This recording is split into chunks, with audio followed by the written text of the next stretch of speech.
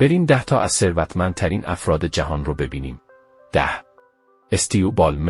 استیو بالمر متولد 24 مارس 1956 در شهر دیترویت ایالت میشیگان آمریکاست. او مدیر عامل سابق مایکروسافت است. او از ژانویه 2000 تا فوریه 2014 مدیر عامل شرکت مایکروسافت بود. او تمام دارایی خود را از راه کارمندی شرکت مایکروسافت به دست آورد، در حالی که نه موسس و نه خویشاوند مؤسس شرکت بود. او در فهرست ثروتمندترین افراد دنیا که توسط مجله فوربس منتشر می شود، با دارایی معادل 15.2 میلیارد دلار در سال 2013 میلادی قرار گرفت. 9. سرگئی برین متولد 21 اوت 1973 کارآفرین آمریکایی متولد روسیه است که با لری پیج شرکت گوگل را بنیان نهادند. در اکتبر 2021 دارایی خالص او در حدود 119 میلیارد دلار برآورد شده است. 8. لری پیچ متولد 26 مارس 1973 است. او کارآفرین و مبتکر آمریکایی است که به همراه سرگئی برین موتور جستجوی اینترنتی گوگل و در حال حاضر شرکت گوگل را بنا نهاد.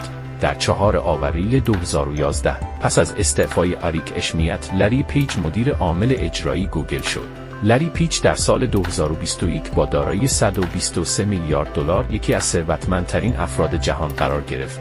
7. وارن بافت متولد 30 اوت 1930 است. او سرمایه‌گذار، اقتصاددان، مدیر اجرایی و نیکوکار آمریکایی است که هم اکنون با دارایی بیش از 100 میلیارد دلار به عنوان 7مین فرد ثروتمند جهان شناخته می شود. او مدیر عامل و رئیس هیئت مدیره شرکت برکشر هاتاوی است و مالکیت شرکت‌های گایکو، دیری کوین و مارس اینکورپوریتد را در اختیار دارد. همچنین دارای سهام در شرکت‌های اپل، جنرال الکتریک، کوکاکولا و غیره می باشد. 6.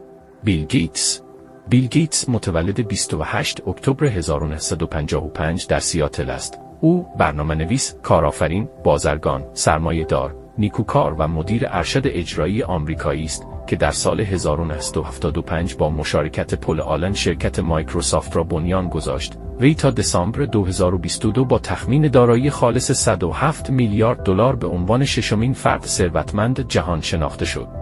5. مارک زاکربرگ متولد 14 مه 1984 است. او برنامه‌نویس رایانه و یکی از مؤسسان وبگاه شبکه اجتماعی آنلاین فیسبوک در ایالات متحده آمریکا است. مجله تایم زاکربرگ را به عنوان شخصیت سال 2002 انتخاب کرده است. دارایی زاکربرگ در سال 2023 110 میلیارد دلار تخمین زده شد. 4. لری آلیسون متولد 17 اوت 1944 است. او یکی از بنیانگذاران و مدیر عامل شرکت اوراکل، یکی از شرکت‌های عمده در زمینه نرم افزارهای پایگاه داده است. در سال 2024 مجله فوربس اعلام کرد که ارزش خالص دارایی‌های الیسون در حدود 144 میلیارد دلار است. 3. جف بزوس متولد 12 ژانویه 1964 است. او صاحب رسانه، کارآفرین و سرمایه‌گذار اهل آمریکا در زمینه اینترنت و نیز رئیس اجرایی هیئت مدیره، مؤسس و مدیر عامل ارشد سابق شرکت آمازون، بزرگترین شرکت خرده فروشی آنلاین در جهان است. بزوس با ثروت 168 میلیارد دلار یکی از ثروتمندترین افراد جهان است. 2. برنارد آرنو متولد 5 مارس 1949 است. او بازرگان، کارآفرین، سرمایه‌دار و دارای کلکسیونر آثار هنری فرانسوی است. بر پایه رتبه‌بندی گزارش دو نشریه بلومبرگ و فوربس که دارایی‌های ثروتمندان جهان را گزارش می‌کنند، برنارد آرنو در ژانویه 2023 طبق اعلام مجله فوربس با دارایی بیش از 200 میلیارد دلار تخمین زدند. 1. ایلان ماسک متولد 28 ژوئن 1971 است. او بنیانگذار، مدیر عامل و مهندس ارشد فنی اسپیساکس، سرمایه‌گذار فرشته، مدیر عامل، طراح محصولات و مدیر عامل سابق شرکت تسلا، بنیانگذار شرکت بورینگ، یکی از بنیانگذاران نیورالینک و اوپن‌آی و رئیس بنیاد ماسک است.